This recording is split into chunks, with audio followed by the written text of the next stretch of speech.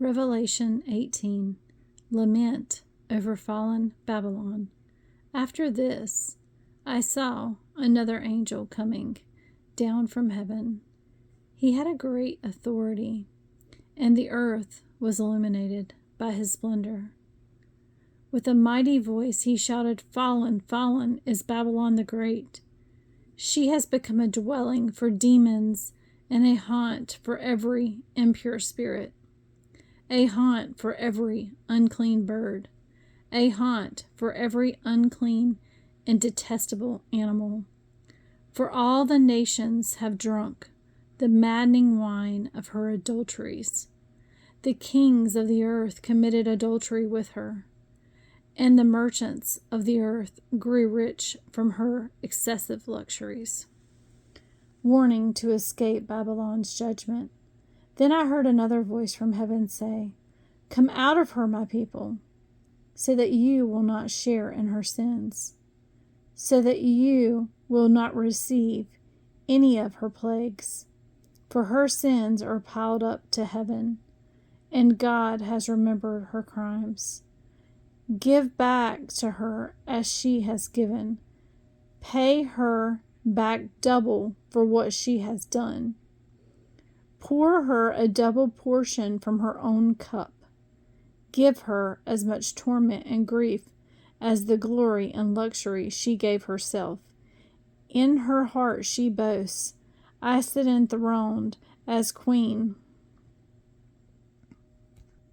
I am not a widow. I will never mourn.'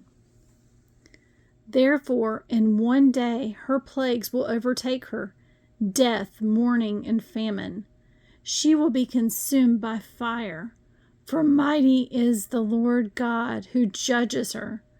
Threefold woe over Babylon's fall.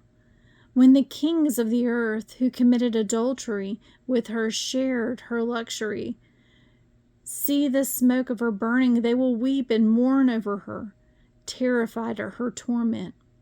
They will stand far off and cry, 'Woe, woe to you, greatest city, you mighty city of Babylon!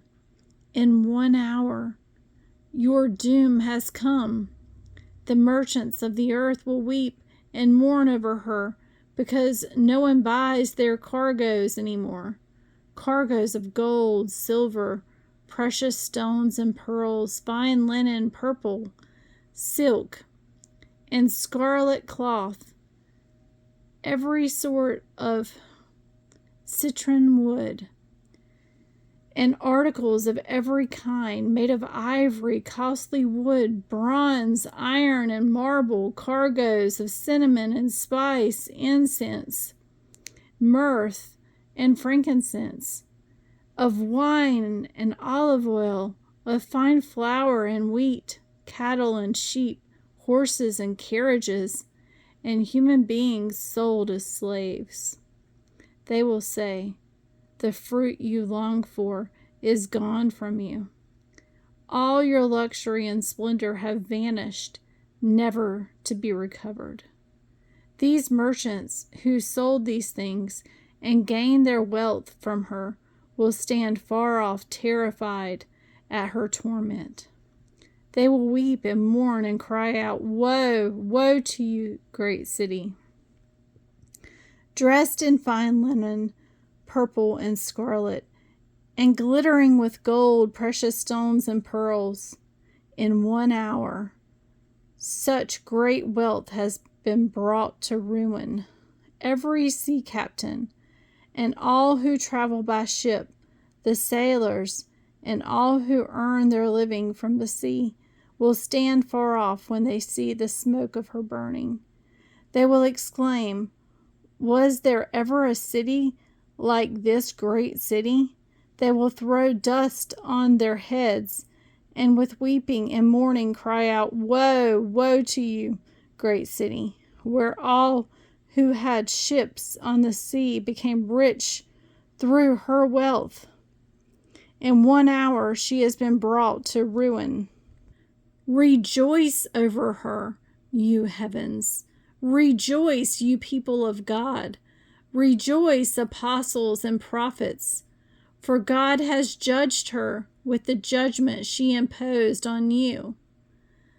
The finality of Babylon's doom. Then a mighty angel picked up a boulder the size of a large millstone and threw it into the sea and said with such violence, "The great city of Babylon will be thrown down, never to be found again. The music of harpists and musicians, pipers and trumpeters will never be heard in you again.